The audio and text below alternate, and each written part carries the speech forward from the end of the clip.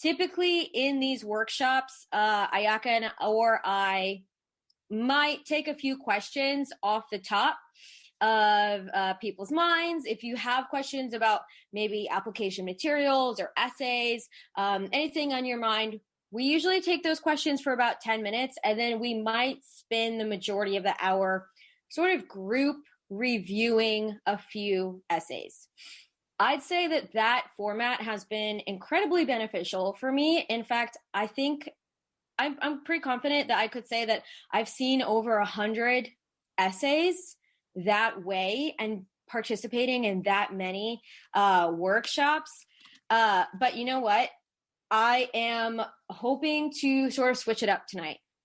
I think that after seeing all of those essays, I definitely have a better idea of how I want to tell my story. It's definitely always helped me, but I am going to switch it up just a little bit tonight, and I am going to try to recreate a sort of coffee shop interaction. If you are listening to this on the recording and you're not here with us tonight, this might be a good session for you to sit down and write that first draft with us. It might be a good session for you to revisit if you have something on the top of your mind where you're maybe procrastinating a little bit, if you're looking to get something kind of hashed out. That's what I'm hoping to do with this group here today. If you are here and you're with me in the class and you can't put your video on or you can't unmute yourself, don't worry. I've got enough energy for all of us. But, I really encourage you to take up space. If you've dedicated the hour to be here with us, please take up space. This is your space. If you're here, I know we all have a lot going on, but go ahead and take the floor as much as you need to. Definitely would encourage a lot of that. Just a reminder on who I am. My name's Alisa, and a year ago, I was completely alone in this process. I was studying for the LSAT alone, and the reason I was doing that was for two reasons. One, I was strapped financially for cash. I felt like I needed to preserve all of my resources going into law school. So I got a lot of books and was collecting a lot of free resources. And I basically just kept telling myself to just hunker down and do it alone. The second reason I was alone in this process is because I didn't know what I was doing. And I didn't want anyone to know that I didn't know what I was doing. Funny story, and this won't take long, I promise. I was working in an office where I would continuously see this barista at the coffee shop at the office. I saw her every day. We always kind of had some small chit chat. And after days of seeing her, I don't know how we got in this conversation, but I was finally let it slip. I'm trying to go to law school. I'm doing the LSAT thing, taking the LSAT. And she said, "Oh, me too." And I locked eyes with her, and I promise I felt like a deer in headlights. Part of me is thinking, what would be a really smart thing to say is, "Oh, we should study together." And the other part of me was thinking, "Oh my gosh, run away. She's going to find out that you're not organized. Your thoughts are not organized. You don't know what you're doing." So with that being said, the greatest thing about us being virtual together is there's no awkward bye or study groups. You can just flick off your computer or kind of move on to the next thing. So I would love it. And I will see if anyone can do popcorn style. I'll call you to unmute yourself if you want to. If you can't unmute yourself, if you have children or some loud noises in the background, please feel free to use the chat.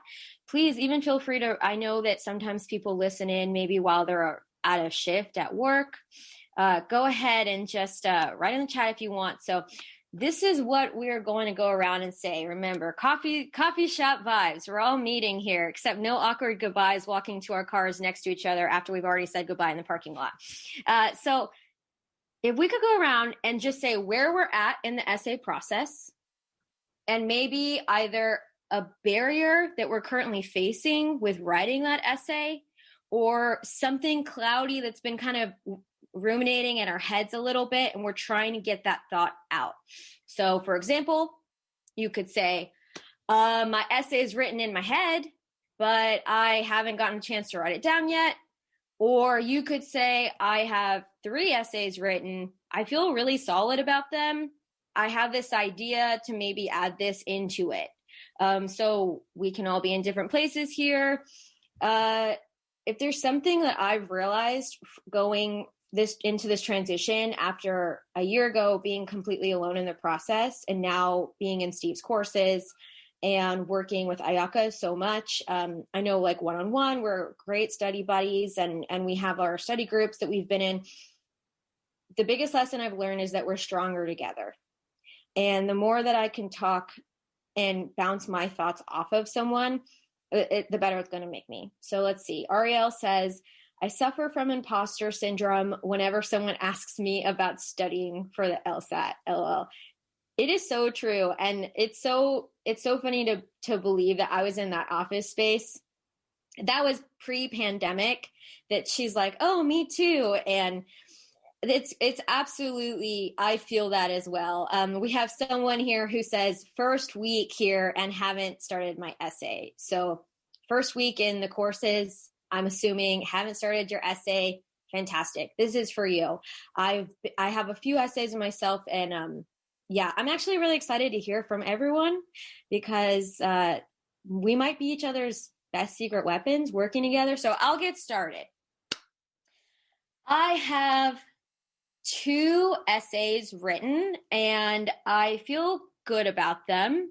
But I actually have this new idea, and I'm trying to figure out if it's worth writing about or not. A little bit about that. During the pandemic, I moved to a small town. I took a job delivering pizzas because I needed to save up my savings. I needed to build my savings back up that were drained at the beginning of the pandemic. But while I was working as a pizza person, delivery driver, I essentially realized that a lot of people in the small town are not utilizing technology, and almost that they're afraid of using technology. I myself am interested in a career in law at the intersection of human rights and technology, and I'm not totally sure on how to write that essay. And I just wanted to let everyone know too that I'll be here next week. We're gonna keep doing the standard workshop where we do take a look, and we're always going to be taking in essays. We had a few for this week. I just thought I'd try something different out. And please feel free to let me know after class if this works out or not. Anybody else want to jump in here and just kind of say exactly where they're at and where their thoughts are at? So I'll let me also steer us in a direction here. So I'll give a little bit more detail. So I know Jocelyn raised her hand. So for example, I'm trying to write this other essay. I can't figure out how to actually make this connection between the people that I met delivering pizzas for 2 months and the correlation and basically the way that I am seeing the same behavior. So some background information is that my parents were raised in this small town, and I was not raised in a small town. My parents were raised here. They moved away. I was raised in a larger city. I also traveled a lot because of my past career. And when I came back to this small town and realized how people are not utilizing technology and they're afraid to, and I'm not talking about people older than us. I'm talking about people in my generation, people are in younger generations. Maybe typically we think that it's a generational gap, but what I'm seeing in this small town is that it's a regional gap, and that people that are in a generation that are generally thought to have had a handle on tech, they're not using it. And because of my traveling, I feel like I'm seeing in real time the gap widen between same generations, different regions, and it's the same gap that stunted maybe my own parents that I've now seen the effect on them in their life. I don't know how to write that essay. I hope that maybe anyone listening in right now, whether you're here live in the class or listening to a recording, even just talking that out, I hope that maybe that's sort of driving everyone forward to kind of keep contributing to the conversation. I know that I would have never thought of that. Sometimes it can be, I just need to write this draft, and then I just need to get it in front of someone to, um, review and give a different pair of eyes on, but there's so much value in talking to one another. So thank you, Jocelyn, by the way. And just so you know, I'm definitely going to be in your DMs later. This conversation is not over. So I definitely plan on speaking with you so much more. I think that was brilliant advice. And I like actually what you brought up. And I think that this could happen for a lot of different people's essays, is that sort of zoom out of, I'm experiencing this. And then that inspired me to take a look at what is really going on here. I think that was invaluable advice. That being said, anybody else want to continue on the conversation? I know we have a few more minutes just in this space right now in terms of where are you in the process and where is the fogginess happening in your brain? What's the barrier that you haven't started an essay yet? What are you trying to collect? Even if you've spoken before, feel free to jump in. Okay, great. So it sounds like and I completely recommend this to anyone that's coming up on their LSAT, maybe this April, or if you're sort of solely focused on your LSAT, great. Take your LSAT and then focus on maybe your application materials. That's a fantastic thing. Something Ayaka and I have been talking about a lot lately is the idea that a great essay does take layers, and a good writer is a good thinker. Matthew, right there with you on the process. And I just want to say to everyone right now, I'm not going to take this opportunity. Ayaka says that good writing is like an onion. This is making me think of donkey. Okay, so I'm not going to tell you what to write tonight, and I'm certainly not going to push you to start your process if you're not ready to start your process. But what I would like to sort of flex our muscles tonight is, after seeing over 100 essays, something that I've been realizing in the pattern is that there tends to be a lot of applicants that are saying, I'm going to write my essay, and maybe they do go with the first thought that they're finally decide on, or maybe they write this draft and they want to take a few drafts on it and then they want to be done with it. Something I'm proposing is that good writing doesn't go away, and it's not something that you're going to run out of juice on. So I'm actually going to try something different tonight. If you're listening, stay with me. I'm going to try a 2 to 3 minute guided meditation. And if you're saying to yourself, that doesn't sound like my jam, don't worry about it. I'm going to try a 2 to 3 minute meditation. And if you have something to write with, if you don't have something to write with, type in your computer, get out your notepad, whichever one works for your jam better. But I'd like to see if we could walk away from tonight's session with an idea of how to create a backbone. There are different ways to do this. Jocelyn says in an accent. I wish I was could do accents. Don't worry about it. But just think about that. So there are a lot of different avenues to write your first draft. I know that I've heard Steve give this fantastic advice. Sit down, write the entire draft. Don't edit. Just go for it and edit later. I've definitely done that. I love it. I actually still do that. What I'm going to propose tonight is we practice how to get our ideas across clearly. Now, the reason I want to do this is I've seen a lot of essays, and I keep seeing the same sort of two branches branch off in someone's drafts, maybe their first few drafts. There's one draft where, say, the applicant is over-explaining something that somebody else has done or another organization has done. This, to me, could happen for a lot of different reasons, but what tends to happen in that essay is that those experiences of what somebody else has done or what an organization has done actually tends to overshadow the applicant. And the applicant probably has a lot more interesting things to say about themselves, but in the process of processing it and trying to tell the story, they lose themselves. So that's something I see. Another thing that I tend to be seeing in essays is that someone says too little. Maybe they have jargon from their last job, Maybe they say something and they assume that the reader will know. An example of that might be, I'm a Hispanic, queer, low income human being, and I might write that sentence and then say nothing to follow it up with. I don't say what that means to me. I don't say anything about my personal experiences in the world, what I identify with, how that creates a day-to-day experience for me. So if I were to say that and say I'm queer and Hispanic, and I just kind of want you to know what that means, most of you are probably not going to know what that means to me. So those are the two different branches that I keep seeing pop up. Over-explainer, maybe on something that didn't have much to do with that person personally, or the under-explainer, where they're saying something and they kind of assume that the person knows. So I'm playing around with something here. We're going to try a guided meditation, and I'm going to see if we can create, people would call it an outline.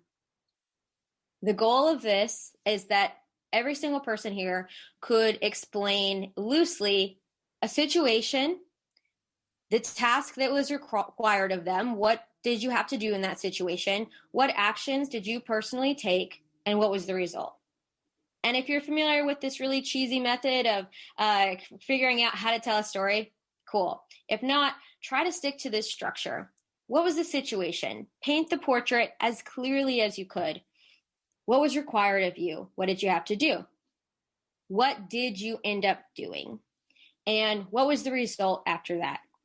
Now, all of that being said, I'm going to see if after this meditation, we could write this out in 60 seconds or less.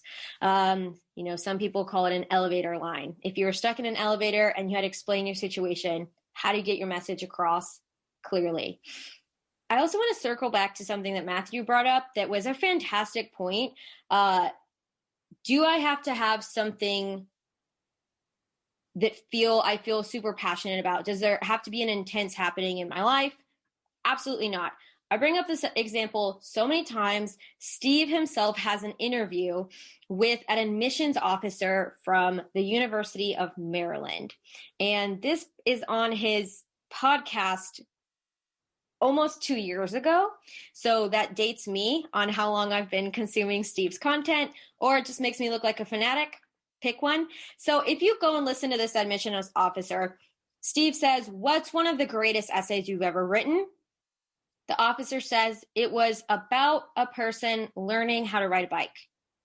And she had done this so beautifully and was so clear and articulate with it that the admissions officer said that it really showcased how great of a team member she was. She was learning how to ride a bike because she had taken on a new job where the people at the job rode bikes in order to bond. We've all had maybe we've heard about like certain like jobs where they're saying like, "Hey, we're all going on a bike ride on Sunday morning. Join us." She didn't know how to ride a bike. She knew that this was an incredibly important bonding moment with her team. So in order to connect with her team more, she learns how to ride a bike. And it ends up showcasing that she's the kind of person that's going to go above and beyond to connect with her team because that's how important the work was to her. So that's one of my favorite examples of doesn't have to be intense. Lots of people get into law school with something that's happening in their day-to-day, and it's all about execution. So go ahead and get comfortable and shake it off if you are sitting still. If you've been moving around, try to do the opposite. Try to sit still. If you're listening to the recording right now, this is only going to take 2 to 3 minutes. Stay with us if you want. If you've dedicated the next 29 minutes to being here live with me, again, no problem. Don't worry about it. I'm going to watch the clock for us, and I'm going to go ahead and start now. So go ahead and see if you can sit up straight. If you are sitting in a chair, try to feel your feet flat on the ground. And if you're holding any tension in your ankles, go ahead and almost wiggle like if you're on a fake surfboard. Just loosen up those ankles a little bit. All right. Go ahead and feel your seat heavy in your chair. And if you can, see if you can feel your spine stacked on top of itself, maybe like a very soft cloud. Go ahead and take a deep breath in and exhale.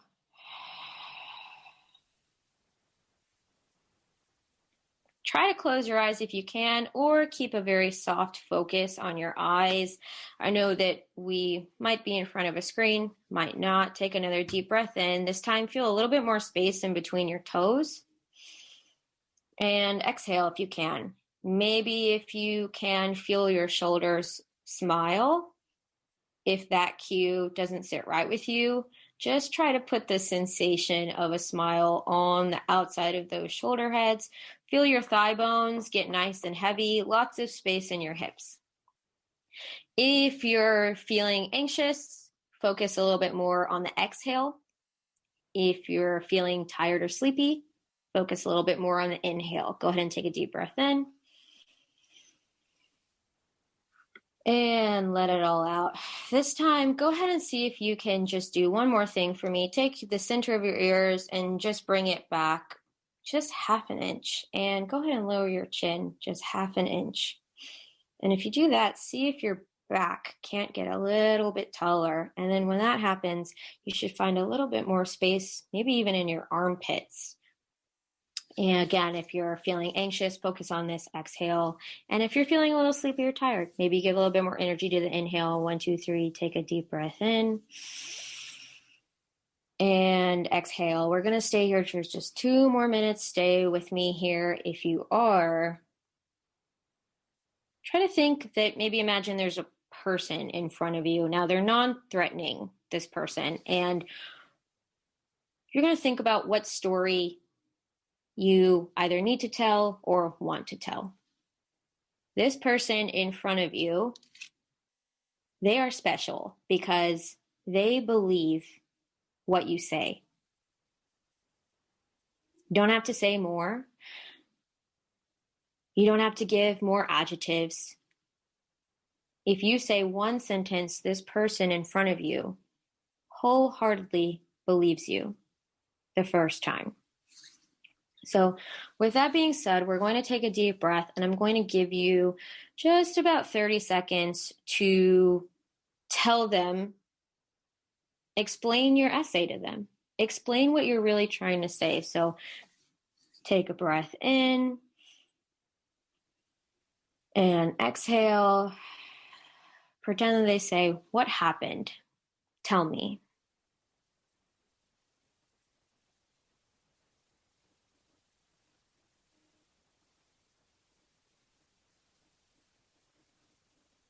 Okay.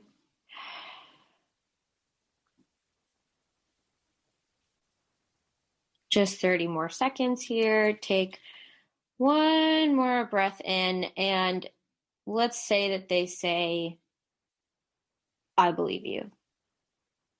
Now, if you're really clear and consistent with your message, that feels good.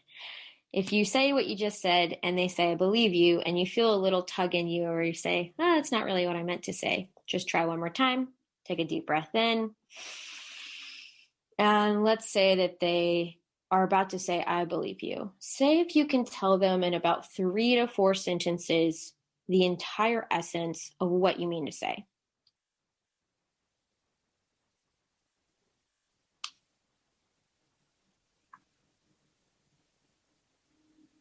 And if your eyes are closed, go ahead and blink your eyes open to get them used to the light.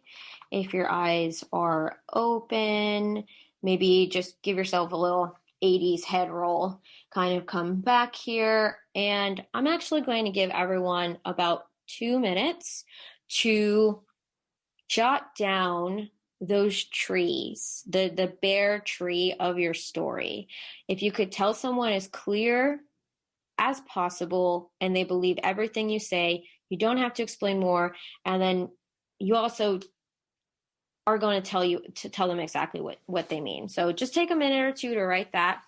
If I've done that, feel free to write in the chat if any new thoughts came to you. Maybe you realized a different direction you wanted to take. or please feel free to pause me or mute me right now so you could get some thoughts out. I really invite everyone to try on a new idea. If you have one essay, you think it's great, what about that other idea that you had in your mind of, well, that was an idea, I thought it was weaker. Try on the weaker idea.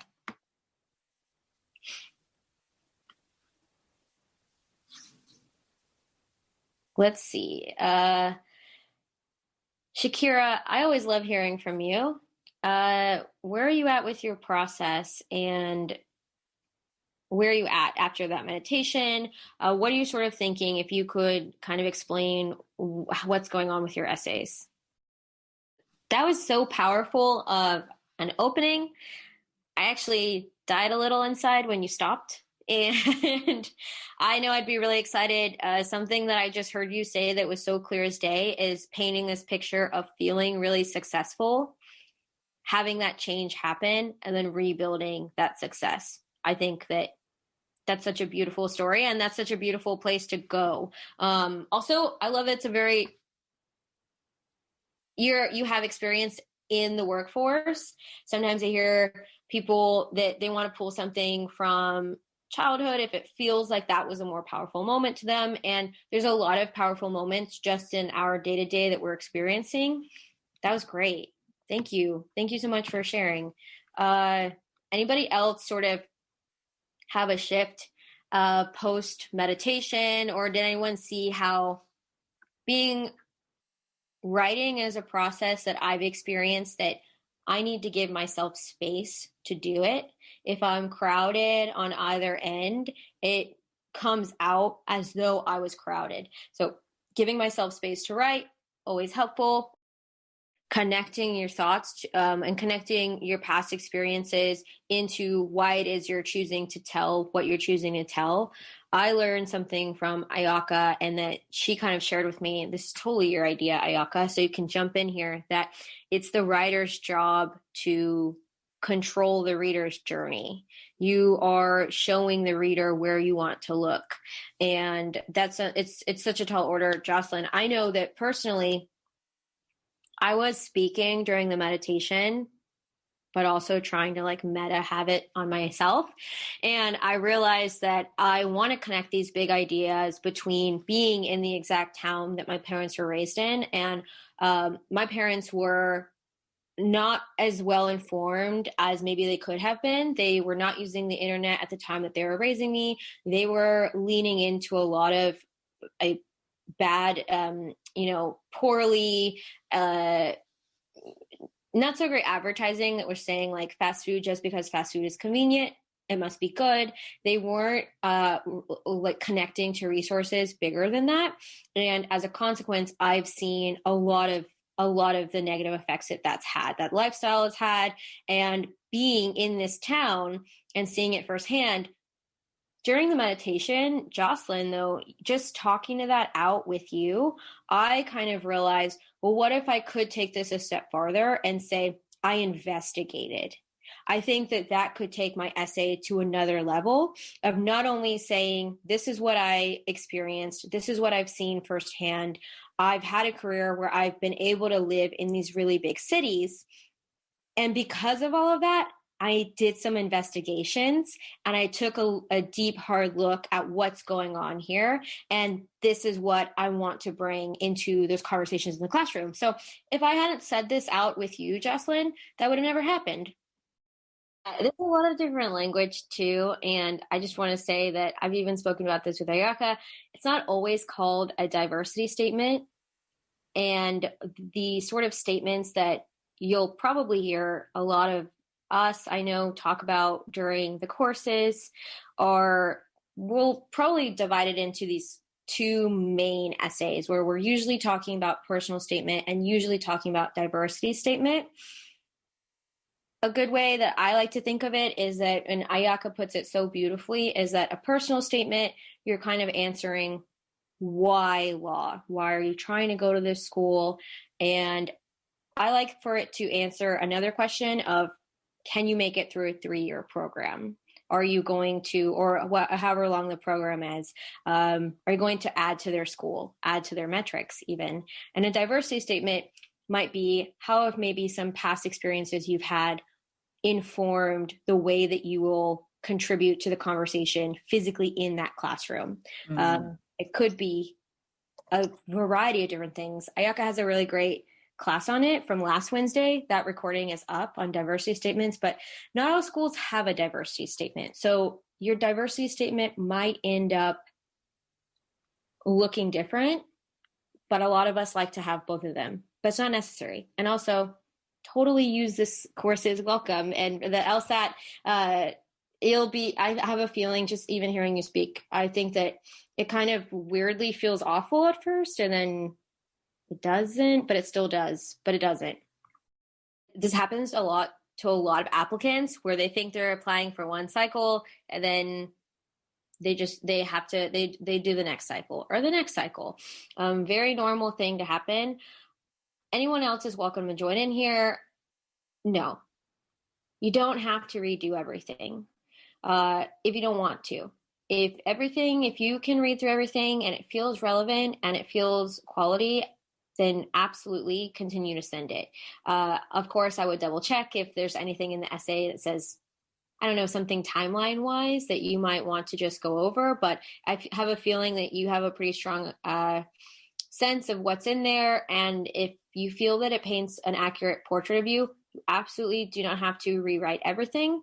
In fact, I would almost recommend against it. You're going to be tired enough going into 1L and you don't have to burn yourself out that much. Funny story, I recently dug up my undergrad personal statement, which admittedly was over 10 years ago. So let me tell you, but I read it and I was like, it still holds true. Like all the things that I wrote there are accurate. I'm still living that journey. So, I think that's really what a personal statement should be, is this very accurate portrait of who you are. And it should, it's going to take a couple tweaks when you send it again into the next cycle, probably. But it shouldn't be a content change, I think, if you're very solid on the personal statement that you have now. With regards to letters of recommendations, I think, everything said here, yes. But I do know that some people, and I have a professor like this who wrote me a rec letter. He's very particular. And he was like, if you're going to use it for a next cycle, I want to rewrite it or like, I want to update it. So please let me know. And so there are people out there who are very, very sensitive about, letters of rec. So I would really confirm with your rec letter writer whether it's okay to use their letter for another cycle. So awesome, Ayaka. Such a fantastic point about checking in with those people that write the letters of rec. To begin with, everyone tonight, I've really had such a fantastic time. This was kind of a different style of writing workshop than we've done in the past. If you're looking for something different, go ahead and let Ayaka or I know. We will be here weekly and inside the course. And we also do some free public workshops as well that we always like to post on Facebook, and Steve puts out in his emailing list as well. So please feel free. I know that a few of you did submit essays for feedback, and have no fear. We're definitely going to get to those. Just waiting to get a few more essays in, and you will see that coming up soon. So thank you all so much. And please share feedback if something worked for you, didn't work. And I hope everyone has a great night. Thanks for tuning into the show. Please subscribe if you haven't done so already to be notified of new episodes as I release them. And feel free to reach out if you need anything at all as you move forward with your prep. I'm happy to help however I can. In the meantime, I'll wish you all the best and take care.